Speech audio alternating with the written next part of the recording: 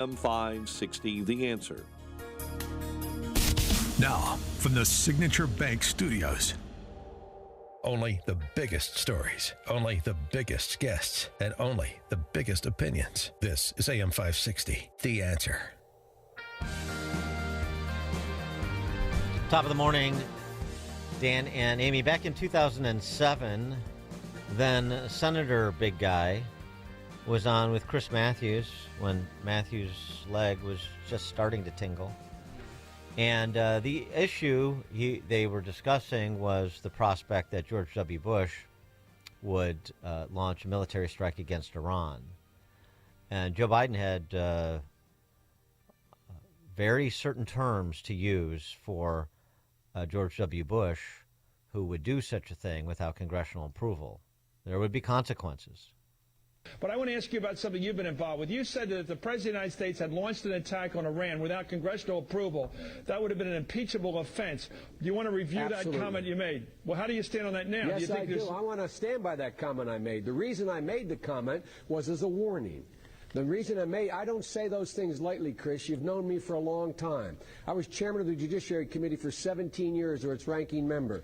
I teach separation of powers and constitutional law. This is something I know. So I got together and brought a group of constitutional scholars together to write a piece that I'm going to deliver to the whole United States Senate, pointing out the president has no constitutional authority to take this nation to war against a country of 70 million people unless we're attacked or unless there is proof that we are about to be attacked. And if he does, I would move to impeach him. The House obviously has to do that, but I would lead an effort to impeach him. The reason for my doing that, I don't say it lightly. I say it because they should understand that what they were threatening, what they were saying, what was adding up to be, what looked like to the rest of the world what we're about to do, would be the most disastrous thing that could be done at this moment in our history that I can think of. Just not even addressing the substance of Joe Biden, just the precedent of Joe Biden's statement there. So is that what Joe Biden has now done? When he green-lighted Zelensky to use American missiles for strikes inside of Russia? Has he now done what he said he would lead the impeachment against George W. Bush for? For more on this and other geopolitical matters, Cliff May, president of the Foundation for the Defense of Democracies and foreign affairs columnist for the Washington Times, joins us. Cliff, thanks for being with us. Good morning. Always good to be with you guys. So Joe Biden from 2007, would that Joe Biden agree with the Joe Biden of 2024? Boy, he sounds rather different, doesn't he? And he wasn't reading from a teleprompter. He probably wouldn't. And, you know, you guys, we agree on most things. I'm going to make my case because I don't think you agree with me on this. And let me make my case. My case is this, that Ukraine is an independent, sovereign nation. It's a nation that is a friend of the United States. It's fledgling democracy. It's had free elections. I've been an election observer for that. Freedom of religion. I was there as a commissioner on the U.S. Commission on International Religious Freedom. And we are allowed to give weapons to another free and independent country. We can put restrictions if we want on how those weapons are used, or we can say, you defend yourself any way you want to if you are being attacked by an invader, an aggressor, somebody who's trying to conquer you, someone who's trying to destroy your nation, your independence, your freedom, somebody who is rocketing your infrastructure because they want you to freeze in the winter. You can do what you want to defend yourself. We can or we cannot decide that we're going to help in other ways. We have not been asked, and we're not sending troops on the ground. We are sending munitions. Meanwhile, Putin has been getting munitions from, not least, from North Korea, and he's got 10,000 soldiers he's bringing in and saying, I have more soldiers, I'm going to use them to kill and slaughter Ukrainians. We can do what we want to do, or not do what we want to do. We can let Ukraine go and let him conquer it. I'm going to tell you, as somebody who studied the Soviet Union and Russia for more than half a century, that if Putin wins in Ukraine, he goes on from there. And you can say, well, what are we going to do? We're going to give weapons now to Lithuania and let them kill Russians? we're going to give weapons to Poland and let them kill Russians. You can go back to, there was a saying years ago, I don't know if you're old enough to remember it, hey, better red than dead. In other words, if they want to threaten us, we're going to back down. And I got to tell you, if we back down here and say, well, Putin tells us how we use our weapons, Putin tells us what the rules are, then, and because he's got nuclear weapons, well, China has nuclear weapons too. So what are we going to do about Taiwan? Nothing. What are we going to do when North Korea says we're taking over South Korea? We're unifying the peninsula. Nothing. This is a road we should think carefully about before we walk down. What's your reaction to Putin, for the first time, I believe, in history, firing a non-nuclear ICBM as, at least at minimum, a show of force? He's threatening us. He's trying to scare us. Absolutely what he's trying to do. Look, the reason he went in the way he did into Ukraine was because a few months earlier, he saw Joe Biden capitulate, surrender, run from the Taliban. He said, oh, my God, if these guys run from the Taliban doesn't have nuclear weapons. They don't have ICBMs. They don't have an Air Force. They don't have a Navy. If Biden and the Americans are going to run from them, I don't think I have much to worry about. I can do what I want to do. And what I want to do is restore the Russian Empire, which for a few decades was rebranded as the Soviet Empire, the Soviet Union. And I want to take back what I think is mine. And what's mine is Ukraine. What's mine, Estonia, Latvia, Lithuania, Moldova, Poland. I mean, I want it all back. And I don't think the Americans are going to stand up to me because they're very, very frightened. And I'm going to show I can frighten them. They can't frighten me. That's the way it's going to be. And Xi Jinping will see this, and he'll know what that means.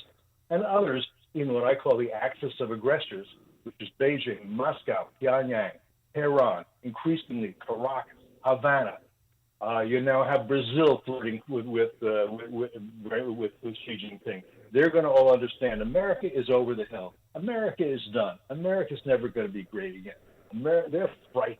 They just worry about their 401ks. That's all they're worried about. This is not America's century. This is the century for. And so, I mean, the hyperventilating that's going on about Biden is trying to leave Trump World War III in Eastern Europe.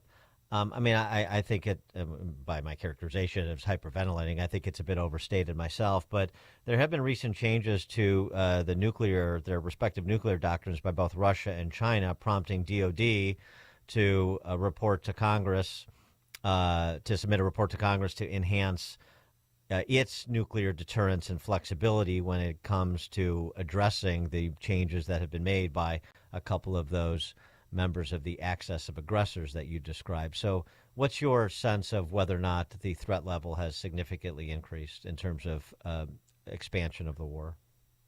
Threat level, we are in a Cold War, and it's a more challenging Cold War than the first one, because the first one was against only the Soviet Union. As we said, this Cold War is against a very powerful axis.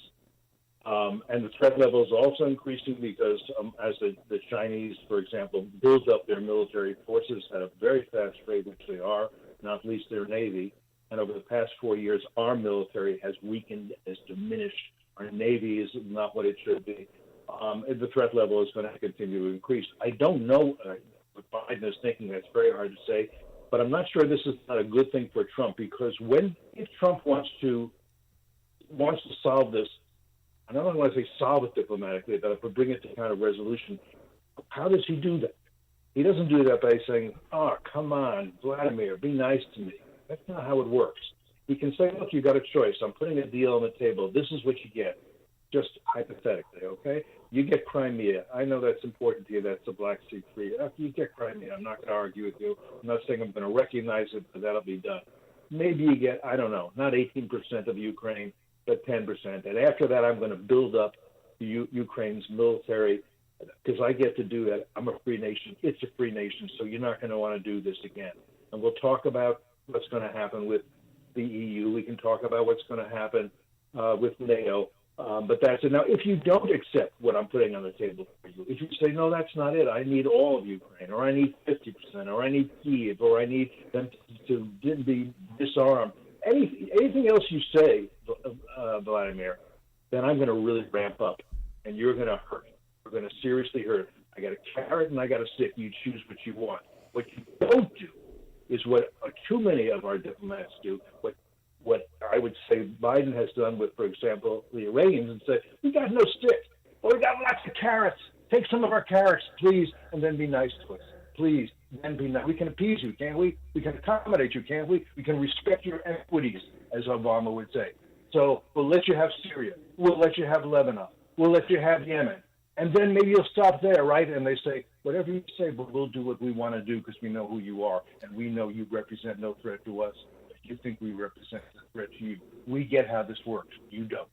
Yeah, but my I don't know, my perspective on what Biden is doing, it's like they're doing the same old things and the same old things that sort of these phony internationalists always do, and particularly coming from the left. It's we got a problem, continue throwing money at it, forgive $4.5 billion of loans, throw money at it. Anthony Blinken will scrape up every last dollar we can find and ship it off to Ukraine before January 20th.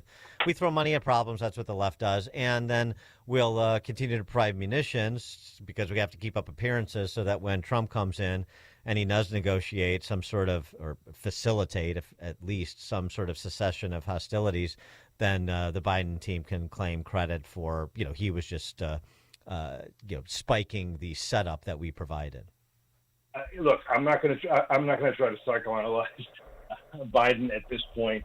But there can be no settlement unless Putin feels that there is a threat as well as an attempt to appease him.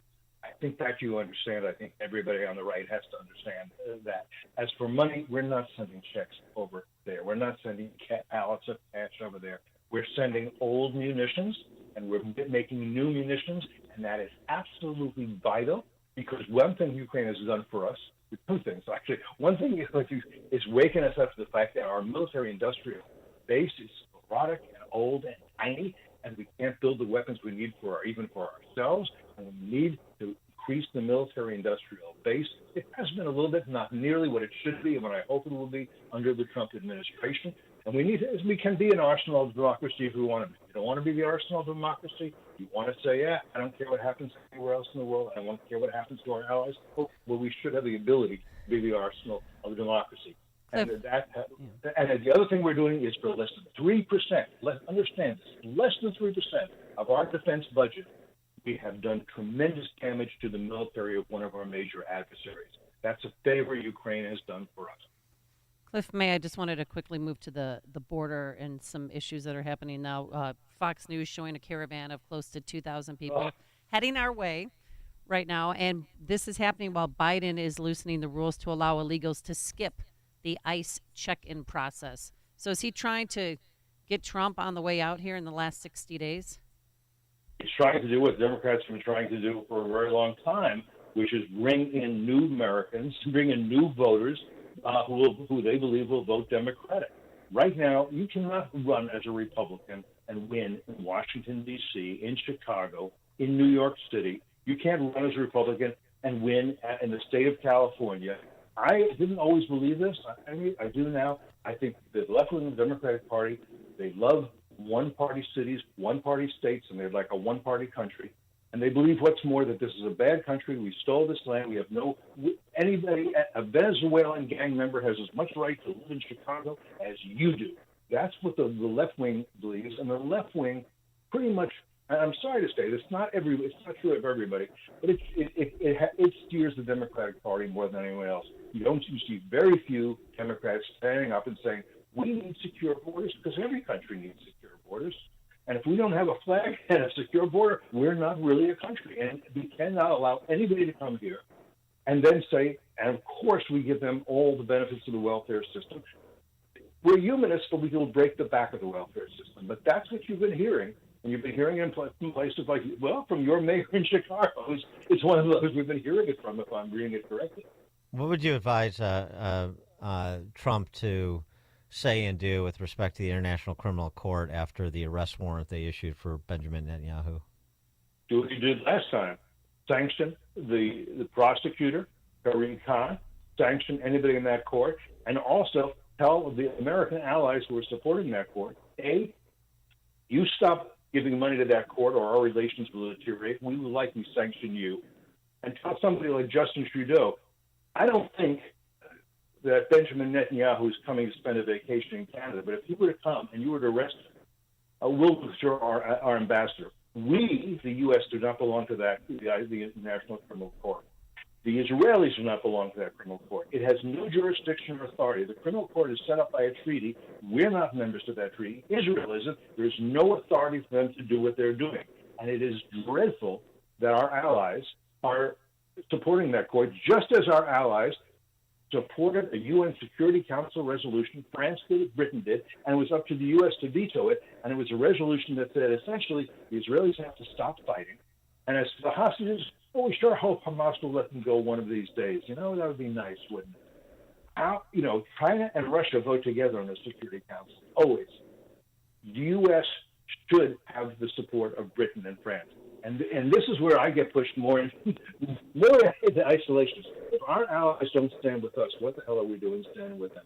And Trump has been absolutely right to say, for example, in regard to NATO, you guys have to. I want to make sure that you guys are pulling the wagon, not riding the wagon. Just understand, you really threaten this relationship if you don't do your part. Not least in Ukraine, by the way. Germany, France, Italy, Britain has done fairly well. You guys have to take the lead here. Lots we can do, lots only we can do, but you guys, this is Europe.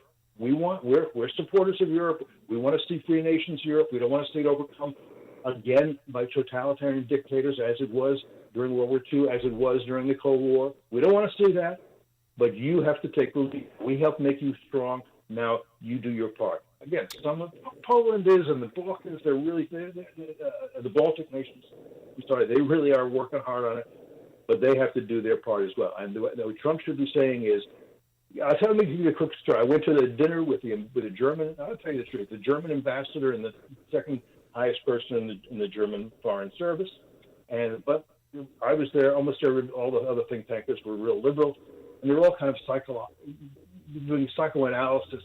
What do we have to say to Trump? Do we have to flatter Trump? I said, guys, you don't have to do any of that. You have to show that you're a good ally, that you're contributing to the collective security. You know what he wants. He wants to see that you are not just an obligation for us, but that you are that having you as an ally is a great asset. You prove that, and that's all you have to do. Stop trying to be psychologists. Cliff May, president of the Foundation for the Defense of Democracies, foreign affairs columnist for the Washington Times. Cliff, thanks as always. Always a pleasure to be with you. Thank you. Thank you, and he joined us on our turnkey.pro answer line. It's what Chicago is talking about. It's Chicago's Morning Answer with Dan and Amy on AM 560. The Answer. When you're hiring for your business, ZipRecruiter's powerful matching technology makes finding qualified candidates for your job easy. This made us wonder, what if the rest of the world was as easy as ZipRecruiter? Math problems wouldn't be so problematic. K equals 42. Escape rooms? Elementary. And summiting Everest would be a walk in the park. In the meantime, if you want to make your hiring easier, use ZipRecruiter. And right now you can try it for free at ZipRecruiter.com/free. In fact, 4 out of 5